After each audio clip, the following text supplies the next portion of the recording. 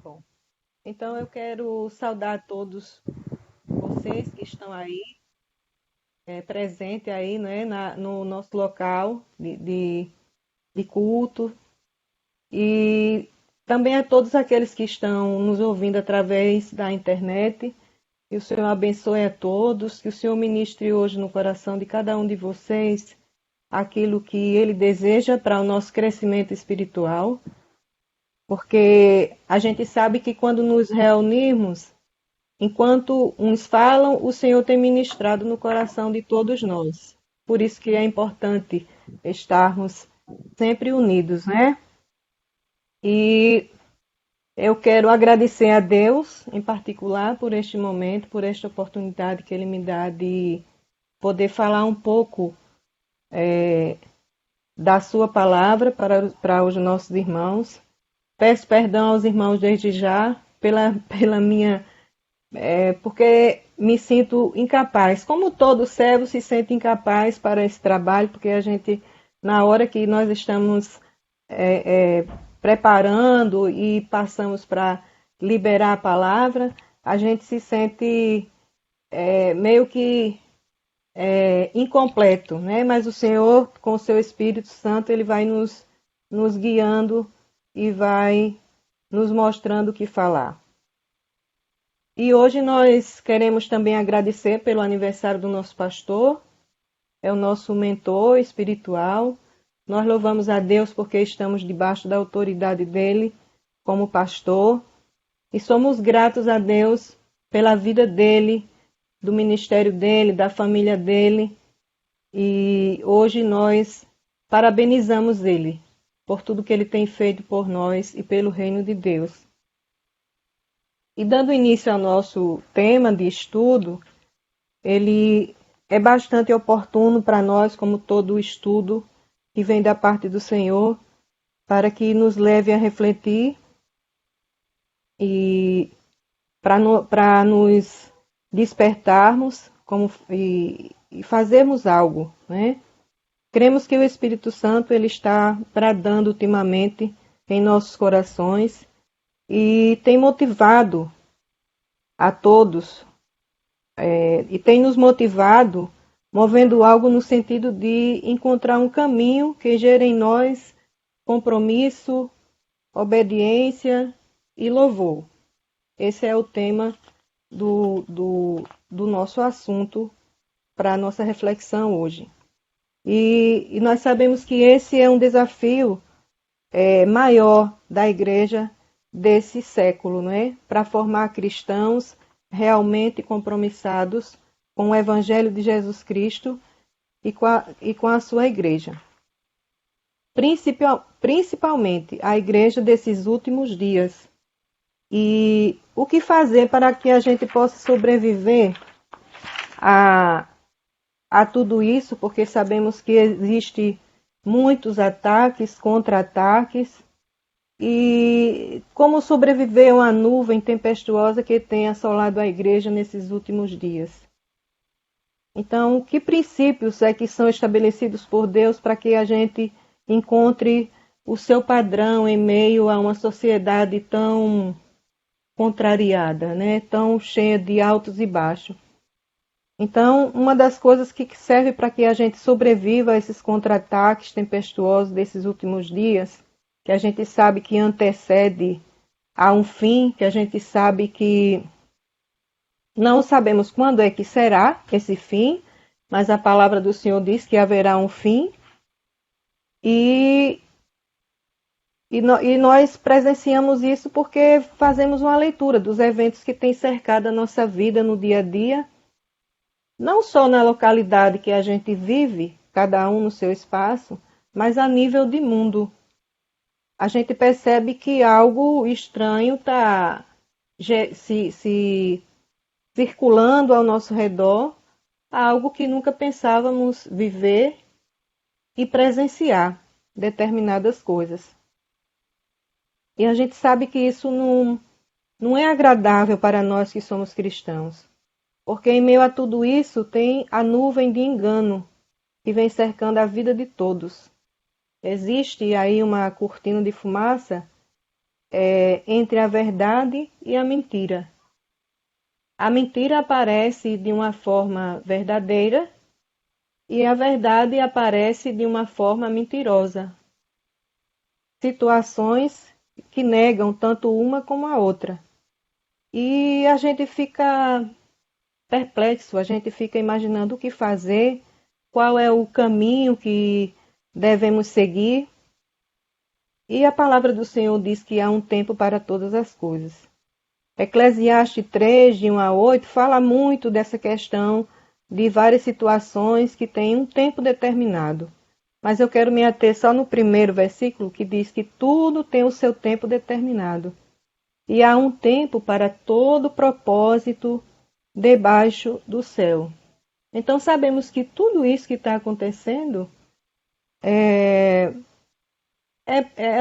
Deus que está permitindo que aconteça. Não é? Nada acontece ao nosso redor sem que não seja permissão de Deus. Então há um propósito divino para todas as coisas nesse tempo. Para nós como igreja principalmente. E nós louvamos a Deus por todos aqueles que, num tempo determinado, plantou uma semente em nós. Essa semente, ela germinou, ela frutificou e nos uniu. Nós, como essa igreja pequenina que tem sido grande aos olhos de Deus, nos reuniu aqui com um propósito. E a gente sabe que Jesus, ele, numa de suas falas, em João 15, 5, está relatado assim: Eu sou a videira verdadeira, vós os ramos. Quem permanece em mim e eu nele, esse dá muito fruto, porque sem mim nada podeis fazer.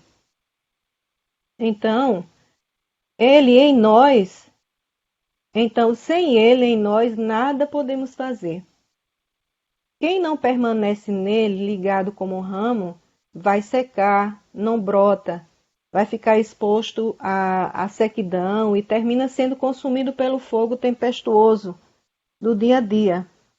Então, meus irmãos, nós temos um chamado nesse tempo, um tempo que nos convida à unidade, para que a gente permaneça firmado na videira verdadeira, para que a gente não esfrie e venhamos a perecer no mau tempo. Jesus, em sua palavra, ele estabeleceu princípios e padrões baseados em seu caráter, para nos alinharmos a ele. Então, ele formou esse caráter baseado nos seus princípios e padrões aos seus apóstolos, e hoje nós estamos aqui nessa mesma militância. E Jesus ensinou, praticou e obedeceu em todo o tempo. E a gente sabe que a tarefa de Jesus ela foi árdua, foi difícil para ele cumprir a missão. Então, vamos ver aqui só um pouquinho sobre o que é princípio e padrão. O princípio é algo, um substantivo masculino. No primeiro momento da existência, ele nos leva a vislumbrar algo, ou uma ação, ou processo, começo, início. É aquilo que serve de base para alguma coisa. É causa primeira, é a raiz, a razão. Então, isso é o que nos destina a entender essa questão de princípios baseada assim nos ensinos de Jesus.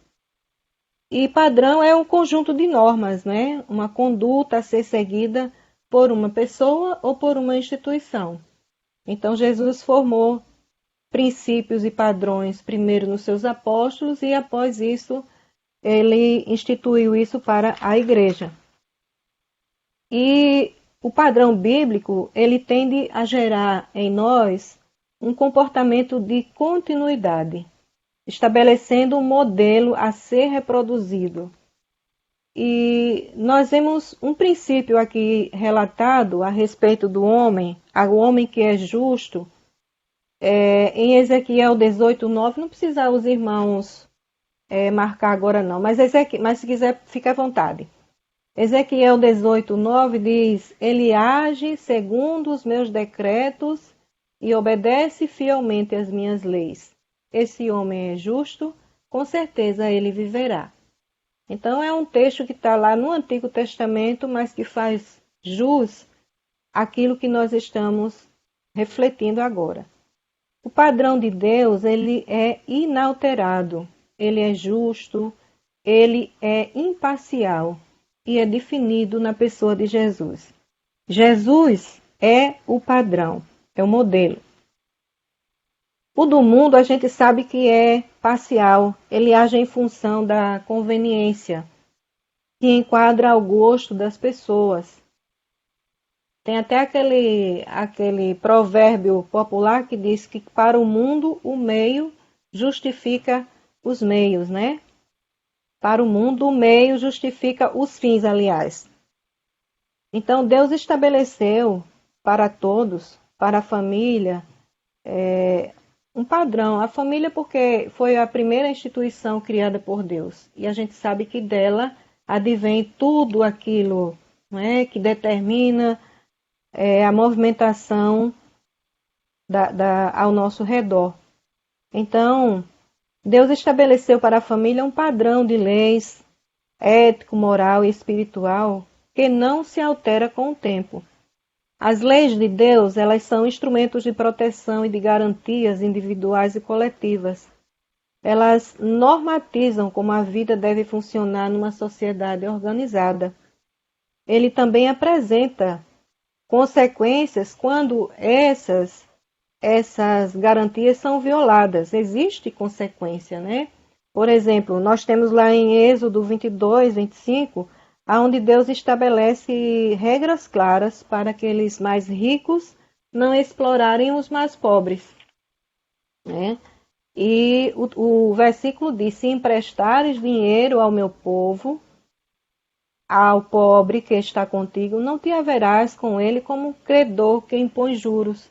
Então, Deus não apoia essa situação que o mundo vive hoje, né? Tudo, a gente vê que o sistema financeiro ele trabalha nessa forma e de uma forma até injusta. Deus não apoia isso, Deus não aprova, ele reprova.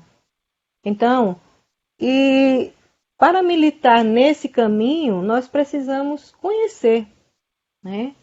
Precisamos conhecer a palavra. E o livro de Oséias tem alguns versículos que é bastante conhecido por nós.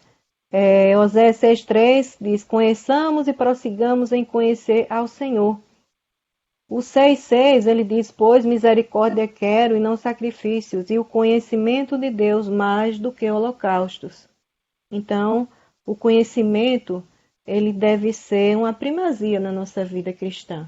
Porque sem ele, nós não vamos andar no caminho, não é? E Oséias 4,6 diz que o meu povo está sendo destruído porque lhes falta conhecimento. Nunca foi tão real isso no nosso meio, não é?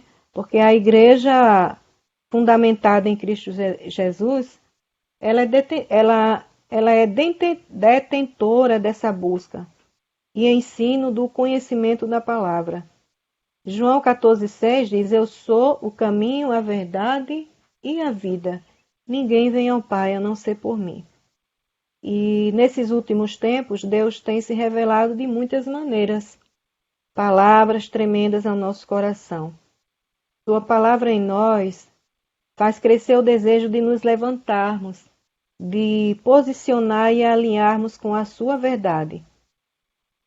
Ela também gera alegria em nós. A palavra do Senhor, ela tem esse objetivo. É uma alegria que o mundo não dá. É uma alegria espiritual. É algo que alimenta a nossa alma. E nós só podemos usufruir isso quando nós buscamos, não é?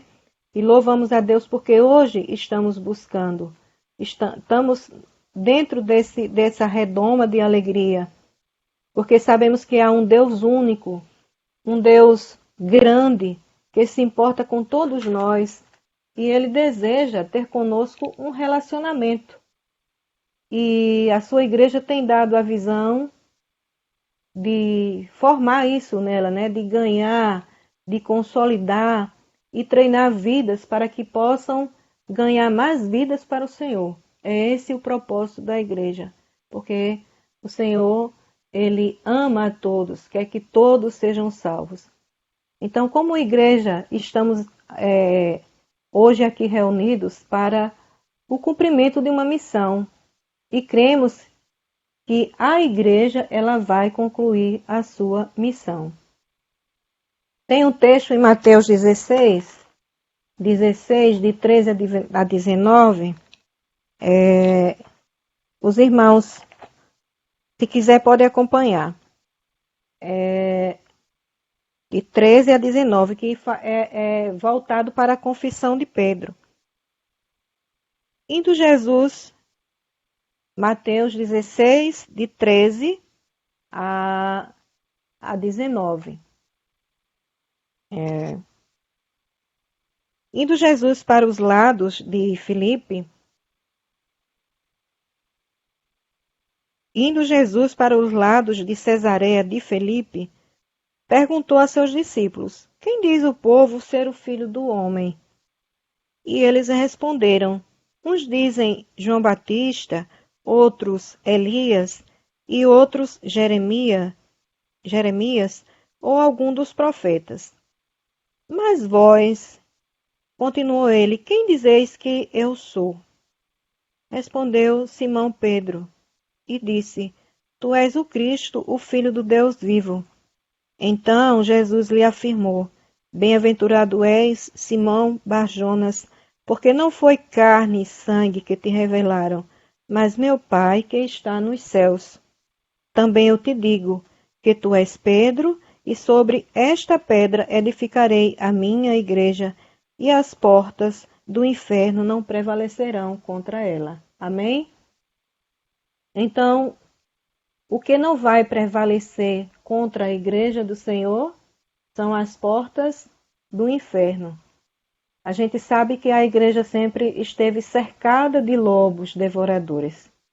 E hoje temos presenciado como a igreja tem sido afrontada e confrontada em meio a esse sistema de lobos, né? São lobos por todos os lados. Perseguida, né? A igreja perseguida está aí em outros países onde a palavra de Deus ela não é bem-vinda.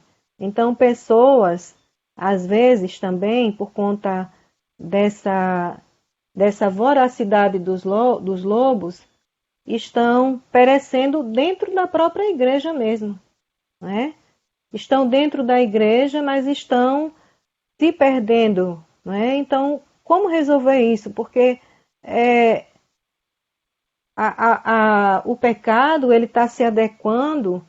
A gente está vendo que denominações estão surgindo para fazer com que algo que o Senhor não abençoa ser seguido, né? Tal aquele jeitinho, é com aquela proposta, é tudo por amor. É tudo por amor. O amor não cobre uma multidão de pecados. Então, a gente sabe que isso está como uma nuvem cercando as nossas vidas, né? E muitos estão alheios a essa situação, porque lhes falta conhecimento, lhes falta o temor daqueles que estão como guias dessas pessoas nesses lugares. Mas rogamos a Deus que eles acordem, né? Que eles abram os seus olhos para que possam ver a tempo aonde estão indo, porque da mão do Senhor, da mão do Senhor vai ser requerido esse comportamento de cada um deles. A gente aqui não vai debater sobre esse engano, né? Podemos dizer assim que é trevoso que tem estado em torno do povo de Deus, porque a gente passaria horas e horas e não chegaríamos a conclusão nenhuma, porque o que importa é a gente aproveitar o tempo oportuno de falar do Senhor, porque a Ele haverá luz e entendimento para que as pessoas tomem uma posição e se levantem, né? E sabemos que a igreja cabe o dever de ensinar, discipular, instituir, ela tem o dever de formar discípulos. Então Jesus levou um tempo para formar aquela verdade que ele pregava a seus discípulos. Ele tinha pressa porque a Jesus estava destinado um tempo. Nós também tivemos um tempo, né? Então, nós hoje, pelo menos nós falamos em particular, nós que congregamos na IBC, não menosprezando as outras, porque a gente sabe que cada instituição tem o seu valor, não é? Nós já passamos por algumas delas, tivemos aprendizado também, não é? E hoje nós estamos aqui porque a gente está querendo algo consistente da palavra, a verdadeira palavra de Deus, que ela está difícil de ser seguida, de ser ensinada. Então, como a igreja hoje, nós poderíamos até falar, como o Jó falou lá no versículo 42, aliás, no capítulo 42, versículo 5, né? Que ele fala que antes de tudo aquilo ter acontecido com ele, a situação de Jó, ele fala que antes ele conhecia de ouvir falar, mas no final ele viu com os olhos, né? Ele contemplou Deus com os seus próprios olhos. Então a igreja desses últimos dias, ela só vai sobreviver se com Jesus caminhar. Ela não tem outro caminho. Então, os discípulos caminharam durante um período de tempo com Jesus, onde foram ensinados dia a dia.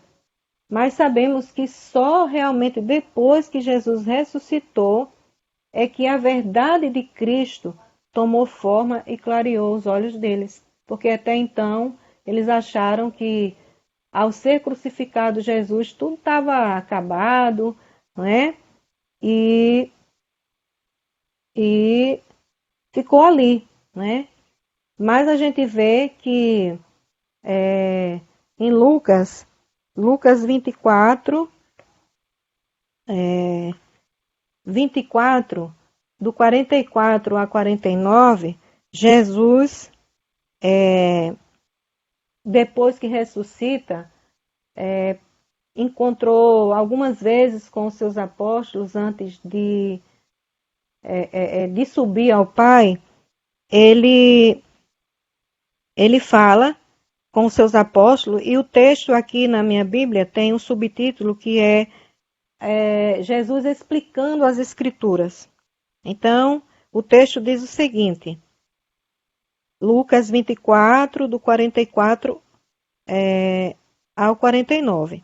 Então, a seguir, Jesus lhes disse, são estas as palavras que eu vos falei, estando ainda convosco. Importava se cumprisse tudo o que de mim está escrito na lei de Moisés, nos profetas e nos salmos.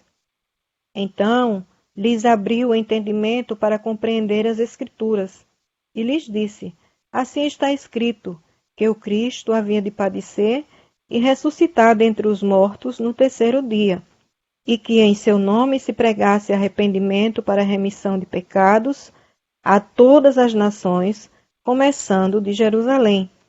Vós sois testemunhas destas coisas. Eis que envio sobre vós a promessa de meu Pai. Permanecei, pois, na cidade, até que do alto sejais revestido de poder. Então a gente sabe que Jesus deu uma ordenança. Ele relembrou a todos, pontuou a todos que tudo o que aconteceu era um propósito divino para a redenção da humanidade, mas que a partir de então, daquele momento, em meio a tanta turbulência, porque os discípulos estavam sendo caçados, estavam tendo suas cabeças a prêmio. e num lugar aonde já estava havendo toda essa turbulência, toda esta confusão, né? Fugindo de tudo e de todos. Estavam temerosos pela própria vida. Mas Jesus diz: ficai em Jerusalém, porque era lá que haveria um propósito do Senhor para se cumprir, mas só poderia ser cumprido se eles estivessem unidos naquele mesmo lugar aonde o Senhor diz: ficai em Jerusalém até que do alto sejais revestido de quê? De poder, né? E então eles não tinham outra alternativa a não ser confiar e esperar para que aquele propósito, aquela ordenança do Senhor se cumprisse na vida deles, né? Então, isso me faz lembrar do Salmo 37:5, que diz: entrega teu caminho ao Senhor, confia nele e ele tudo fará. Então, eles creram e confiaram, né? Já em Atos 2, de 1 a 4, vamos ver aqui Atos 2, de 1 a 4, fala o seguinte, que do cumprimento dessa promessa. Eles não sabiam que promessa era essa, mas estavam ali reunidos, esperando o cumprimento da promessa. E a gente sabe como é angustiante a gente esperar muitas vezes. Nós somos preparados para o já, para o agora. Mas para esperar, e principalmente nas promessas de Deus, muitas vezes a gente não está muito preparado para investir isso em nós, mas é uma necessidade para esse tempo. Para os apóstolos, houve esse cumprimento, né? Eles, apesar das angústias, de tudo aquilo que estava acontecendo, de todo o tumulto, toda a guerra contra eles permaneceram ali unidos. E aí aconteceu a descida do Espírito Santo, né? O livro de Atos, no capítulo 2, do versículo 1 até o 4, fala do cumprimento dessa promessa. E eles estavam todos reunidos no mesmo lugar. De repente veio do céu um som, como de um vento impetuoso, e encheu toda a casa onde eles estavam assentados. E apareceram, distribuídas entre eles, línguas como de fogo, e pousou uma sobre cada um deles. Todos ficaram cheios do Espírito Santo e passaram a falar em outras línguas, segundo o Espírito lhes concedia que falassem.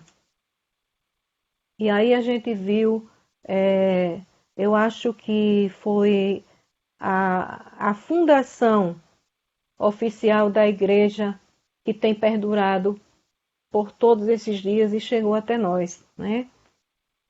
Ao cumprir-se o dia de Pentecostes, eles estavam todos reunidos ali, esperando, né? E foi a partir de então que, como eu falei, a igreja nasceu oficialmente e cremos, conforme a santa palavra do Senhor, é o Espírito que tem guiado a igreja. Ele é o Consolador. Ele fala conosco sempre, né? E a gente vê que em Atos 2:42 fala que eles perseveravam na doutrina dos apóstolos, na comunhão e no partir do pão e nas orações. Então, isso nos reflete que o comportamento diário nosso de cada dia é algo comprovado através do compromisso que temos com a palavra do Senhor. É o amor que expressa por meio, o amor é expresso a sua palavra por meio da meditação diária e contínua na verdade sagrada. E isso é o que faz o nosso crescimento espiritual. A gente sabe que somos cercados de tentações e ofertas maléficas todos os dias. Mas Jesus, ele venceu a tentação. A tentação no deserto, ele venceu com uma expressão poderosa que está lá em Lucas 4:4, que Ele sempre está. As ofertas do maligno vinham e ele dizia: está escrito, está escrito, está escrito. Então, o bom desenvolvimento de um precisa necessariamente do outro como alicerce. Por isso é que Deus instituiu a igreja, e nós estamos aqui procurando nos desenvolver a cada dia e precisamos de uns dos outros para que esse crescimento ele possa fluir, né? Quando assumimos algo no reino, a rota a seguir em frente no caminho, a receita é dar o melhor de si até o fim, né? Sabemos que não será fácil, como não foi fácil para nenhum servo seu, mas também a gente sabe que não sendo fácil, mas também não será impossível, porque se estivermos unidos, juntos em Cristo, com o Espírito Santo nos cercando, nós vamos adiante. E a gente sabe que é impressionante o número de pessoas que hoje acham que para ser um cristão saudável não é mais necessário nem ir à igreja. Porque eles dizem, não, eu sou templo, o templo vai aonde eu for e eu não preciso congregar, eu não preciso. Isso é um verdadeiro engano, né? Então, eles pensam que a intimidade com Deus está ligada, eles pensam que a intimidade com Deus está desligada da vivência da igreja no templo, né? Isso é um horrível engano. Lá no Salmo 84, 10, o versículo diz: porque vale um dia mais nos teus atos do que 1000 em outros lugares. Então nós louvamos a Deus pela vida de todos nós que estamos aqui reunidos hoje, comungando dessa palavra, né? E nós, como vamos sobreviver às tempestades Irmã, que têm nos irmã Tânia, assolados? Sim? eu acho que o pessoal lá tem uma pergunta para fazer. Aí eu vou Ah, fechar o tá. microfone da senhora, eu vou abrir o de lá, Ah, porque se a tá. gente ficar com os dois, fica aquele eco, tá? Tá bom. Tá. Irmã Valéria, irmã Tânia, não é nem um comentário a respeito do que a irmã está falando, é que o pastor Cleiton parece que faz as coisas certinho ali, né?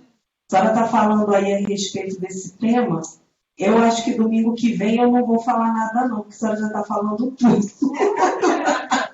A senhora já está falando tudo aí, porque muita coisa que a irmã está falando aí tem a ver com o secularismo da igreja, né? E aí a irmã falou já muita coisa aí. A irmã já falou uma coisa aí que domingo que vem já era algo que eu iria falar, que é a respeito do amor, né? Que no nome do amor eles usam o amor para libertinagem. E infelizmente hoje dentro das nossas igrejas, porque o amor, eles nunca, eles não olham Deus, o nosso Senhor, como um justo juiz, né? Eles só olham que Deus é amor. E eles aproveitam desse amor, falam desse amor, para usar desse amor para libertinagem, para viverem na imoralidade da carne, para viverem mentindo, enganando uns aos outros. Então, assim, a irmã está dando já assim, o início e no domingo que vem eu vou dar continuidade aí. Eu espero que os irmãos estejam bem ligadinhos aí em tudo que a irmã está falando, porque a aula de domingo que vem, em nome de Jesus, se Deus nos permite chegar até lá, vai completar isso aí que a irmã está falando. Amém. Glória a Deus.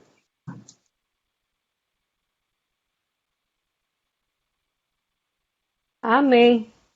Alguém mais quer falar alguma coisa?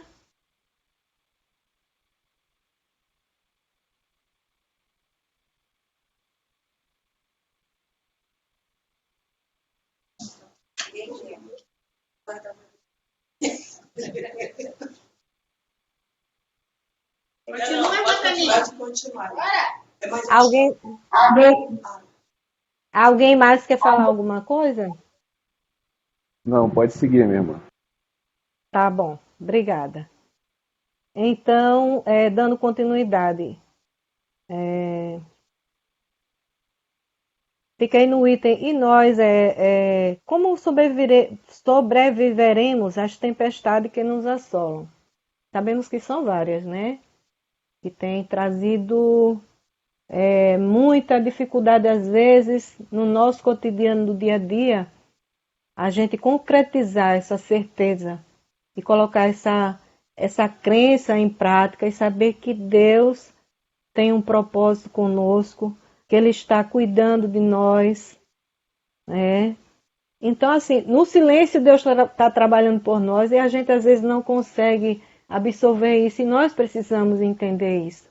Deus tem em suas mãos o controle de todas as coisas. Então, uma das coisas que fez os apóstolos eles sobreviverem às adversidades daquele tempo, e louvamos a Deus porque essa mensagem chegou até nós, né?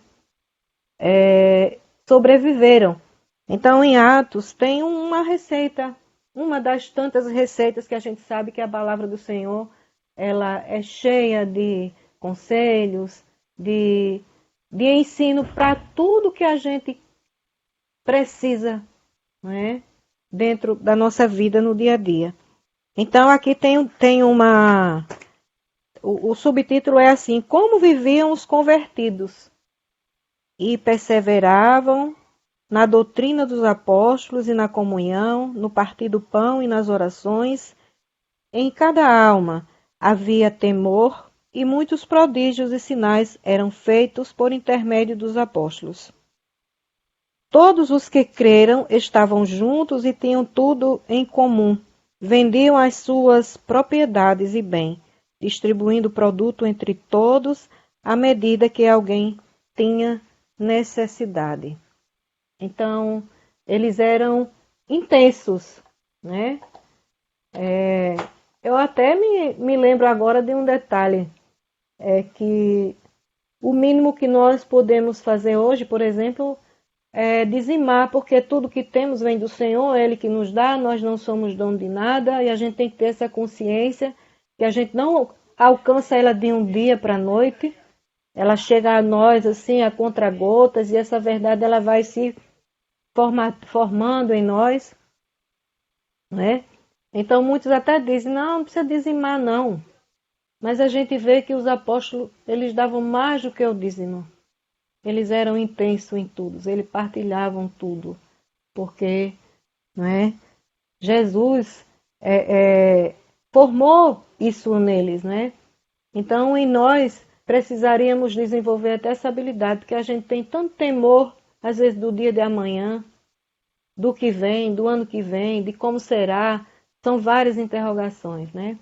Mas a gente sabe que o Senhor está cuidando de todos os detalhes da nossa vida. Desde que nos coloquemos debaixo da orientação dEle, daquilo que nós decidimos fazer, de caminhar com Ele, Ele vai dar-nos o sustento de cada dia. Ele é provedor de todas as coisas. Por isso é que nós precisamos aprender a fazer prova, né? Se o Senhor não abrir as janelas do céu, né, a gente sabe que quando nós abençoamos, nós doamos, nós partilhamos, na verdade, nós é quem somos abençoados. E o Senhor ajuda com que bens sejam destinados a nós, porque Ele sabe que nós vamos partilhar. E o reino de Deus é assim, é para todos, né? Tem outro texto em Efésios, que foi até o texto que o pastor colocou lá no estudo, Efésios 4, de 13 a 14, que ele fala o seguinte, já era aqui o apóstolo Paulo, e ele foi assim um dos apóstolos que mais escreveu, né? E a gente sabe como foi o apóstolo Paulo, um perseguidor da igreja, né? Ele consentiu a morte do primeiro mártir da igreja, que foi Estevão. A palavra do Senhor diz que Estevão expirou aos pés dele e ele consentia na morte. Ele consentiu na morte. Então ele, depois de convertido, ele revolucionou a igreja, né? Deus o usou como um vaso, moldou. Então, ele se preocupou muito para que essa missão do Senhor Jesus alcançasse o alvo que Jesus tinha ensinado, né? Então aqui diz que Efésios 4, de 13 a 14, fala o seguinte, que nós devemos estar unidos, né? Até que cheguemos à unidade da fé e do pleno conhecimento do Filho de Deus, a perfeita varonilidade, à medida da estatura da plenitude de Cristo, para que não mais sejamos como meninos, agitados de um lado para o outro e levados ao redor por todo o vento de doutrina, pela artimanha dos homens, pela astúcia com que induzem ao erro. Esse texto é bastante conhecido por nós, eu creio, né? Então, ele também faz parte daquele ensino que o apóstolo Paulo passou para nós, assim, né? E lá em Hebreus 10, 25, fala que para que a gente possa perseverar nesta unidade, não podemos deixar de nos reunir como igreja, segundo o costume de alguns, mas procuramos encorajar-nos uns aos outros. Então, esse exercício de militarmos reunidos como igreja é um exercício que vai nos fortalecer. A gente sabe que esse é um ingrediente que nos fará ficar de pé, nos fará mais forte para que a gente vença as adversidades que estão cercando a nossa vida e que a gente sabe que conforme a palavra do Senhor vão aparecer outras e outras, né? Mas a palavra do Senhor é: ficai em Jerusalém. Fiquemos na igreja do Senhor até que, né? Até que do alto o Senhor nos revista desse poder para que a gente caminhe. E a gente sabe que lá em Mateus 16, 18, o Senhor fala diretamente para nós. Mateus 16, 18.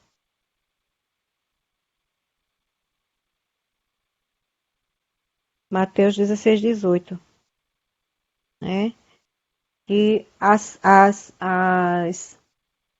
portas do inferno não vão prevalecer sobre a igreja, porque a igreja, o dono dela é o Senhor, né? Então, meus irmãos, assim vamos terminando, né, esse estudo, concluindo que vamos continuar prosseguindo para o alvo, né, unidos, obedecendo aos mandamentos do Senhor, que, como diz a palavra do Senhor, eles não são penosos, né? Eles não podem nos causar dor, tristeza, não. É alegria, né? Porque se está sendo peso, está tendo alguma dificuldade que nós vamos ter que pedir ao Senhor para nos trabalhar, para que isso aconteça em nós, e eu creio que isso vai acontecer, né? Para que a gente sobreviva, sendo fortalecido, e o Senhor estará nos sustentando com o pão de cada dia, conforme lá a oração do Pai Nosso. Ele tem dado o pão de cada dia a cada um de nós. Então não esqueçamos também do padrão essencial à nossa caminhada cristã. Como diz a palavra que o Senhor Jesus deixou. Ele juntou todos os mandamentos em 2. Amar a Deus sobre todas as coisas e ao próximo como a nós mesmos. Fazendo isso, a gente cumpre toda a lei, né? E buscarmos sempre ter zelo pela nossa casa espiritual também. Porque lá em João 2,17, a parte B do versículo diz assim: o zelo da tua casa me consumirá. O zelo da tua casa me consumirá. Então, zelemos pela nossa casa espiritual, né? Estando assim atento a esses ensinamentos que foram aqui ministrados, que eu sei que o Senhor está ministrando no coração de cada um, conforme a necessidade do aprendizado que cada um deve ter para hoje, deveria ter para hoje, né? Então, esse é o dever de casa de nós, né, para cada dia. E nisto a gente sabe que o Senhor é louvado, porque o louvor na igreja é mais, como diz o nosso pastor, é mais a cereja do bolo. Mas o louvor, na verdade, também ele nos acompanha em tudo que nós fazemos no dia a dia, em todos os lugares. Nós estamos louvando a Deus com tudo que somos e o que fazemos, porque estamos fazendo como se estivesse fazendo para o Senhor, conforme as nossas forças, como se estivesse fazendo ao Senhor.